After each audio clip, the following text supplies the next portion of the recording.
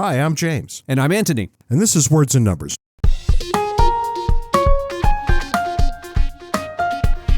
Brought to you by the fine people at CACI, the Center for American Culture and Ideas. Ant, I've got a Christmas gift for you. Ask me what's new and exciting in my world. oh, here we go. What? This is going to suck so hard. What's new and exciting in your world this week, Ant? Absolutely nothing. I have nothing to talk about this week. Oh, saints be praised. Oh, God bless us, everyone. On that note. On that happy note. On that joyous of all notes. The most joyous of all notes. I don't have a quick hit either, but I have two perfectly serviceable foolishnesses of the week. Oh, a double hit of foolishness. All right. Not one, but two. And I'm going to start with Nancy Mace, whose behavior becomes more idiotic each and every day. I don't know who Nancy Mace is. She is a congresswoman who has decided that her big issue is going to be to make sure that no one who is born a man can use the ladies' room at the Capitol building. Okay. And look, you would say, that's probably not that big a deal. How often is that likely to happen? And until the new Congress is seated, your answer would be probably almost never. But as luck would have it, there's a transgender person in the new Congress who's going to sooner or later have to go to the bathroom. So Nancy, bless her heart, as they would say in the South, a phrase I usually set aside for Michelle Taylor Greene. But Nancy knows that this is a dyed-in-the-wool winner for her on certain constituencies. Sure. She is going to milk this for all it's worth. I usually say, well, politics is politics. You can do these idiotic things. If it whips up your base, that's demagoguery at its finest. Look, you and I are going to probably have something to say about transgenders sooner rather than later. This has gone on for too long as an issue in the electorate for us to just let it go. We've long said that we're not going to talk about gender and we're not going to talk about abortion. And it's probably time to set those two rules aside. Why are we not talking about those things? If those things matter, we should talk about them. We're not talking about them today. All right. Say what you got to say. No, I wasn't going to raise either issue, but rather point out, and I've made this argument to you over the years, that we've tried to carve out a niche in which we go to the data and we take a rational look at what's going on. And those are two topics that are sorely lacking in those things. However, you can take a sober look at them and be rational. Yes, you can. Few people do. And we're going to do that. And just to give you a little hint where I'm going to be going with this, if your pronouns are a bunch of letters that I can't pronounce that no human being has ever seen before, you're the problem. So I'm going to throw that out there. Go ahead. You've got enough tinder to start the fire upon which you will throw me later. But for today, I want to stick with Nancy Mace on the hard right of American politics, who declared that somebody we dealt with once upon a time, you might recall, you and I had a meeting with a bunch of congressional staffers. Do you remember that? When we told them about the debt and the deficit and how they could arrive at rational calculations without having an entire staff of economists working for them. Do you remember whose office spearheaded that? No, I don't. It was Trey Gowdy, a representative. Oh, I haven't heard that name in a while. Yeah. That's right. And I have to say that when I think of people in the House of Representatives, I rarely think of people I have any respect for at all. And yet, when I think of Trey Gowdy, I think back to a man that I had quite a lot of respect for. Yeah, but he's no longer a congressman. He had something better to do than put up with that all day long, but he was an eminently respectable human being. Does that mean I think he was right about everything? No, it means he was respectable. And you might be wondering how I'm going to get from Nancy Mace to Trey Gowdy. Well, Nancy suggested that perhaps Trey Gowdy is a transgender. What? Well, he gave her some lip about her bathroom thing, and her result was to just keep right on swinging, and maybe even Trey is transgender. And Nancy has gotten herself to the point where everybody who she doesn't like is the one thing that she hates the most.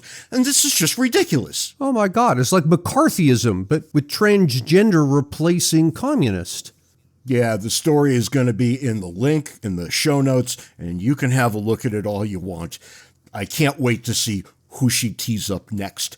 But Ant, you might be asking, how is that not the runaway foolishness of the week? How on earth can there be anything else that sits next to that as a foolishness of the week? Well, we're at the end of the year. People are trying to get in under the wire.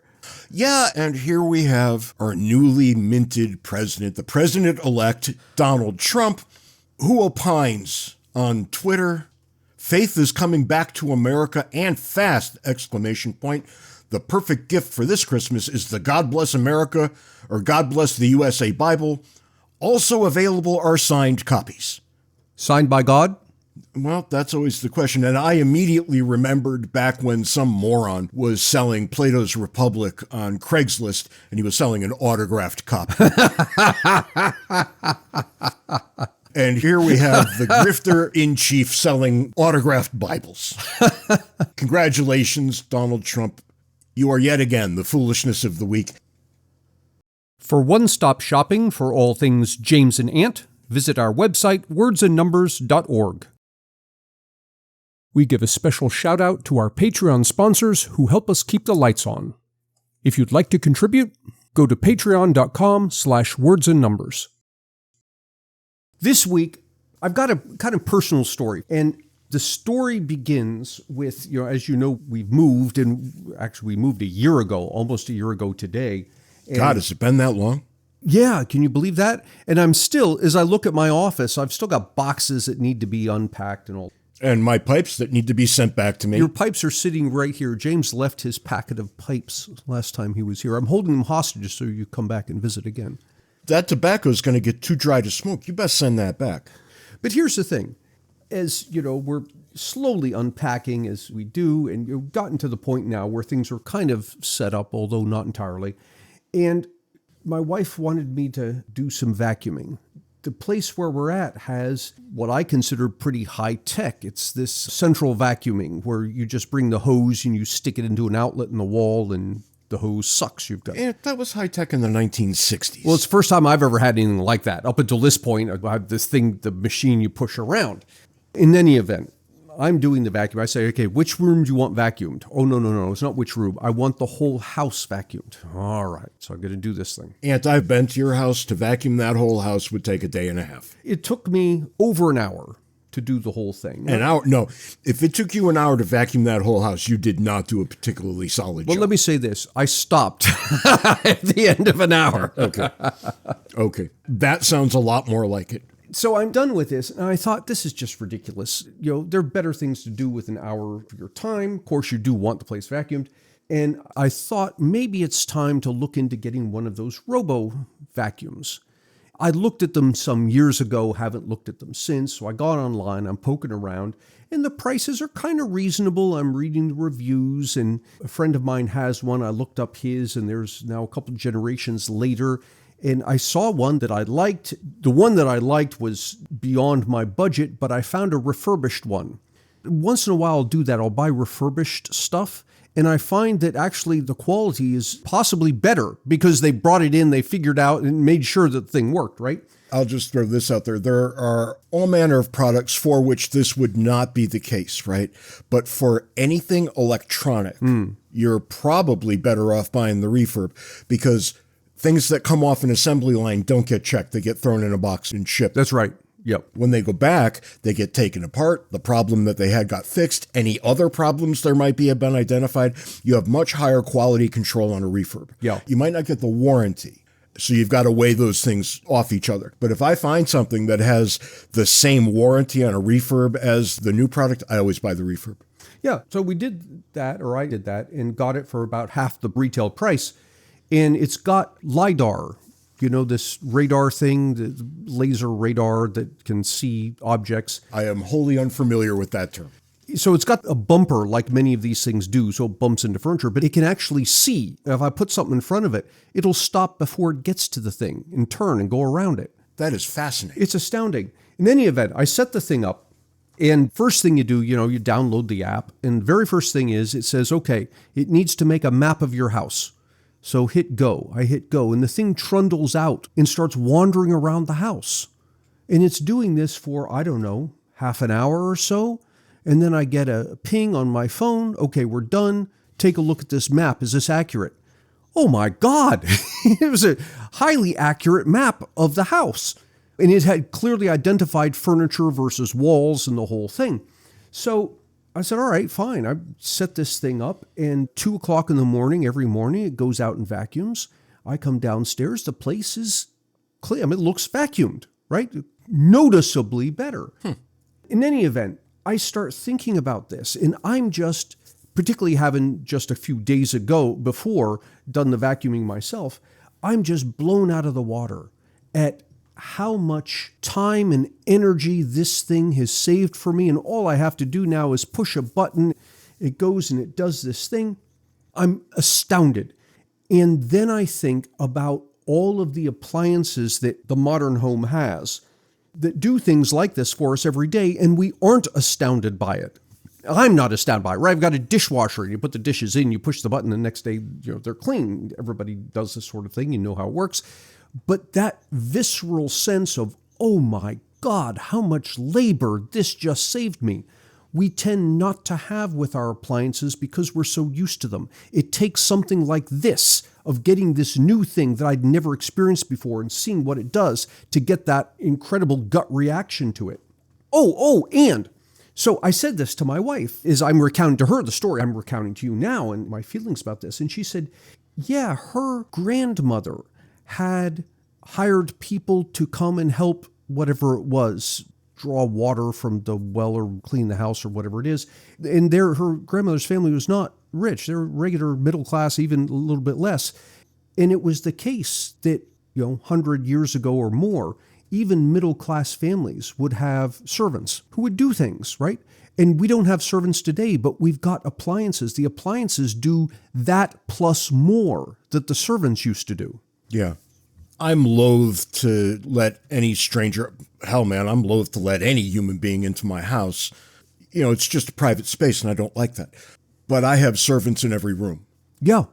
The dishwasher is really a great example because that's a luxury, right? Now you can go to a washer dryer set and make very strongly, I think, the case that did more to liberate women than any political thing ever did or could have done. Yeah, and that's not an exaggeration. No. I mean this in the most literal sense possible because people have no sense of this. In order to wash clothes once upon a time, you had to bundle them up in a basket or a tub and drag them to a running river. Yeah.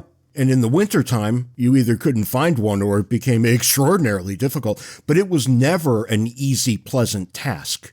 It was always difficult. And once you get it to the river, you then have to manually scrub the things, and then you haul them sodden back where you put them through a wringer, then you put them on the line. And then you've got to iron them because permanent press didn't exist. That's right. And I could tell you, Ant, I am well into my 50s at this point, and in my entire life, I've never ironed a thing. Mm-hmm.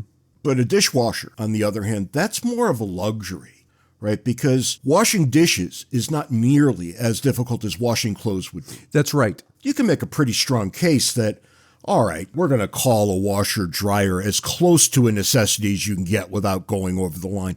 You could go to a laundromat if you had to. Mm-hmm. I've done this, right? As an adult, I have gone to a laundromat and done my laundry, and I hate it. But the other option was either not doing it or, finding a river. Neither of those things is acceptable, given that you can go someplace with a stack of quarters and get it taken care of. But when you think about a dishwasher in the kitchen, that's truly a luxury item. Mm-hmm. You could do your own dishes. We have sinks now. At one point, it would have been science fiction, but at this point, it's just a luxury. And yet, we don't think of it as a luxury. We just think of it as one of those things that we absolutely have to have, right? What's a luxury? A trip to Europe. Mm-hmm. That's a luxury. What else? Well, all kinds of things that you can't afford because we think of luxuries in terms of price, not in terms of what they do. Right. Now, a dishwasher, you could go buy a dishwasher for $200-300. Mm-hmm. That's astonishing given the labor it saves you over the space of a year. If your labor is worth $1 an hour, it still makes sense to buy a dishwasher.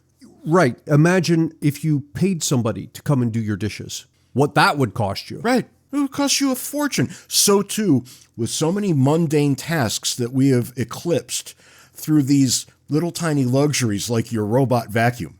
Look, your having talked about it just now makes me think I need to go get one. Yeah, they're really cool.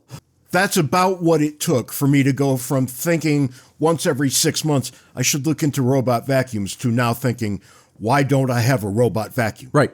Is it a luxury? It's absolutely a luxury. Is it cheap enough that it doesn't really count as a luxury anymore? Probably. But notice something interesting. You were talking about how much it would cost to hire somebody to do the dishes. So you have the dishwasher, you have the washing machine, you have all the various things that otherwise, if you didn't have these and you wanted not to do the job yourself, you'd have to hire someone. And I want to go to the people who say to employers, if you can't afford to pay a living wage, you shouldn't be in business. You shouldn't be in business at all. Now, apply that same logic here. If you can't afford to pay someone to come in and do your dishes, then no, you shouldn't have a dishwasher. You should just be doing them yourself. In the context of economic analysis, and I am not talking about your feelings or what you think might be the case, in the context defined by economic analysis, there is literally no difference between those two things. That's right. Literally no difference whatsoever. You know, people will say, well, yeah, but that's a business. Yeah, well, your household is a business also. You're providing a living for you and your family. That is what your business does. And not only that, it behaves as a business. You hire people to do the things you can't do yourself. Mm-hmm. The grocery store is the perfect example of this. Yes. You can't grow your own groceries. You can't get your own meat. And until we have Star Trek replicators, you'll never be able to. You have to hire that job out. Mm-hmm. Well, if you're old and infirm, you also can't do your laundry. Mm-hmm. You have to hire that job out until you get a washing machine. Then you can. These things are all over the place. We talked about appliances, but a big thing, and I notice it here, is the heat. If you want heat, you turn a switch on the wall. A magical switch. Now, all throughout our married lives, we've had wood stoves. And thankfully, they've never been the thing we had to rely on. It's more of an ambiance thing, but nonetheless, we have the wood stoves. Yeah, can confirm. And what this means is that when I went over to Aunt's house, one room was 385 degrees, and the rest of them were, let's just say, significantly colder than that one. But let me tell you what's involved here. You go out, and let's suppose the tree is already on the ground. Forget about cutting it down, right? The tree's already on the ground. You've got to cut it up. You've got to haul it. You've got to split it. You've got to stack it. And I'm assuming here that you're already using machinery. A chainsaw, you're not going to use an axe. And you've got a tractor to haul the stuff. You're not going to drag it by hand. And you've got a splitter that's going to split the thing. You're not going to use, the maul to do all of this. So already there's a tremendous amount of mechanization going on. And I can tell you from years of experience, it will take a full day of work to put away what will turn out to be maybe a week's worth of heating wood. A full day to get heat for 1 week. What do you do today? You walk to the wall and you flick a switch. And the best part of that switch is when it gets really hot outside, it also makes the house cold. Right. It goes the other direction. Right. It's a magical switch that does everything I need, not only to stay alive, but to stay comfortable. You and I have said these words before, multiple times, that people really need to be thankful for what they have. And so it's very much on my mind anyway. And despite that, I was taken aback by my reaction to this robot vacuum. And I realized that my understanding of being thankful for the machines that we have and the standard of living we have is way in my head. Even I, knowing all of this, don't feel it at a gut level. I didn't feel it at a gut level till that little hockey puck started running back and forth at 2 o'clock in the morning, cleaning my house. But how can you feel it at a gut level? Our lives are generally quite comfortable. Yes. This isn't a matter, not really, of having this income versus that income. If you're able to have a job, chances are your life is more comfortable right now than the vast majority of everybody who has ever lived. Ever. And we make this case in other contexts, but if you're alive right now, you probably live in many respects more comfortably than any of the great monarchs of 18th century Europe could ever have dreamed of living, let alone lived. How do I know? You have indoor plumbing. Mm-hmm. I mean, really think about what indoor plumbing brings into and, more importantly, takes out of your life. Mm-hmm. It's really quite an astonishing difference from what came before. Okay, heat and cold, that's nice, but oh my God, I have a toilet. Mm-hmm. And sinks.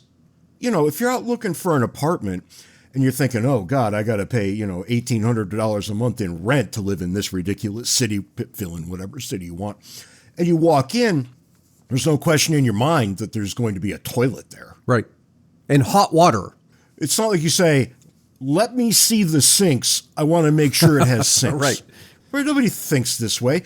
And that's how you know things have gotten better. You have to always ask yourself, what do I take for granted? Mm-hmm. This is, incidentally, how you know what kind of political environment you're living in. What do I take for granted? Who am I allowed to make fun of here? I make fun of whoever's the president almost every day. Do you think North Koreans are behaving in that manner? Do you think Russians are behaving in that manner? And the answer is no, they are not. So it's always about what you take for granted. And the things that we take for granted, that's an astonishing list. I was thinking about your vacuum story before we decided to talk about it here. What are the things I'm taking for granted? Well, I take for granted that no matter what I'm doing, I can whip out my phone and get an answer to any question or avail myself of almost every service. Yep. From anywhere to anywhere, I can get a ride. If I need a place to stay, I can do that without getting out of my chair. If I'm in a country and I don't speak their language, I can get restaurant reviews literally as I walk past the restaurants automatically. Mm-hmm. Every restaurant I walk by, I can just get an automatic review in my language. If I need to have a conversation with somebody in a foreign country, I can put a device in between us and we can converse, even though there's no way in hell we could ever do that. I've done that, and it is the weirdest experience. These are things that we now take for granted. Mm-hmm. By any estimation, we are insanely wealthy. Insanely wealthy. Ask yourself, the people I used to pay to do things that indicated I was incredibly wealthy, travel agents, for example, they no longer exist because I got even wealthier. There's this middle phase where you're incredibly wealthy and people exist that will satisfy your every need, and then you don't even need them.